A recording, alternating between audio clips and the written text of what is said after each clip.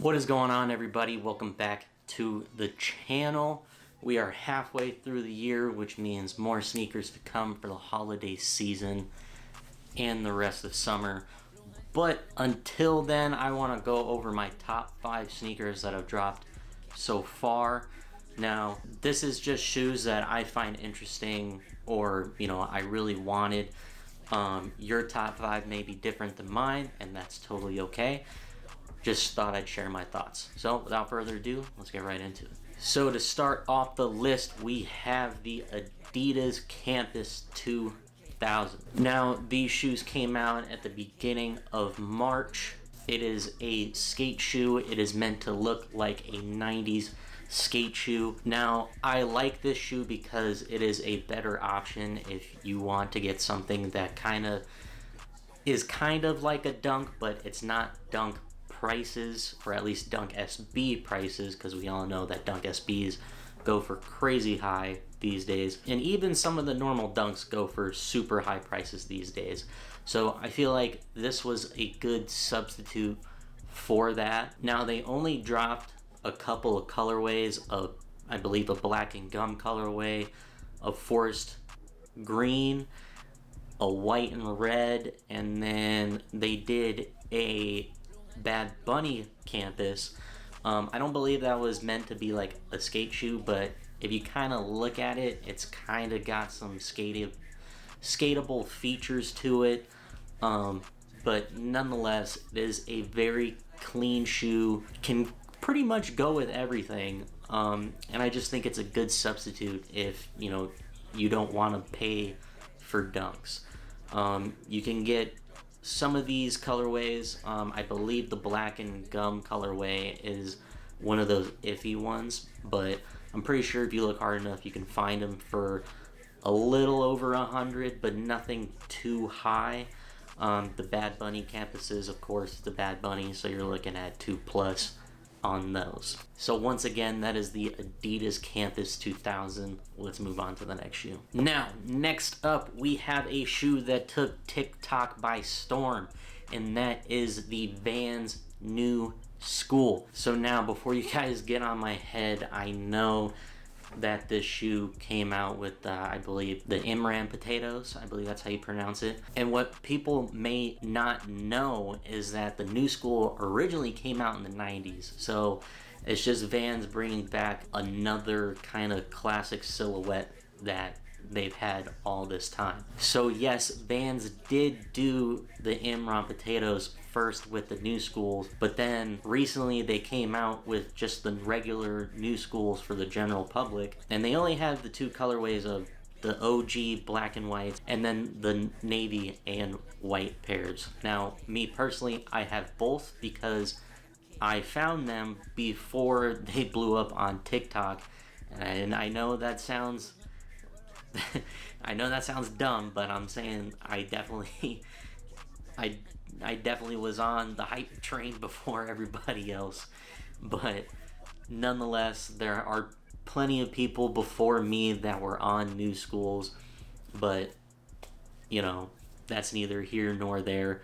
But they did blow up on TikTok crazy. I do feel like it is a very solid shoe. Another shoe that is a very good substitute if you don't want to pay those SB Dunk prices. You can get them anywhere right now. You can go to Journeys, you can go to Vans.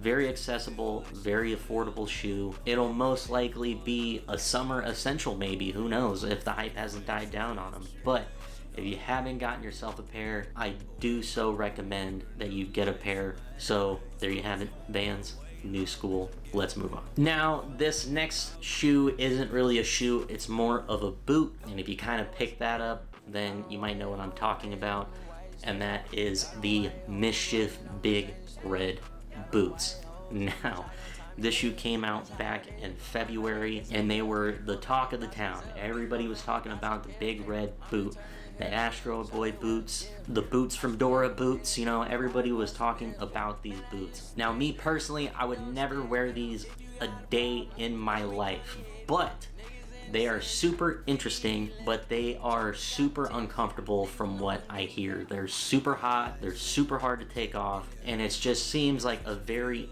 impractical shoe, which, I mean, it is. It's a very impractical boot, you know? But I've seen people pull it off. People can pull it off, but I just feel like this was a very interesting release. And if you're familiar with Mischief, you know that they always drop something weird. You know, they never drop a normal shoe. I believe the last year they dropped like cast boots, like the brace boots that you put on if you break your leg. They dropped those. And, you know, this just doesn't stray from what they have accomplished so far. And people will buy it. It is evident that people will buy this stuff. And right now they're reselling for a cool $500, which is, to me, insane, even though they dropped for retail at $300. So if you're interested, by all means, go get it. I will not be purchasing, but I feel like this was a very interesting release that had the internet talking for quite some time. So moving on, we have another somewhat hype release, and that is the Jordan 3 White Cement Reimagined. I do have a review video on these shoes if you want to go check it out, so I probably won't go too hard on these. These came out back in the beginning of March. It was a very anticipated sneaker, and I believe it was executed very well.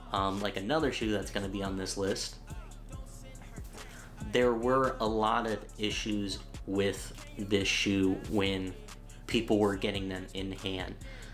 One of the major issues was the elephant print was all types of wacky, you know, certain elephant prints were thicker than the other pair, or it just didn't match at all. Another issue was scuffing, you know, paint. These shoes had so many quality control flaws that just went right over Nike's head. You know, I feel like that kind of turned a lot of people off from the shoe because they had so many issues.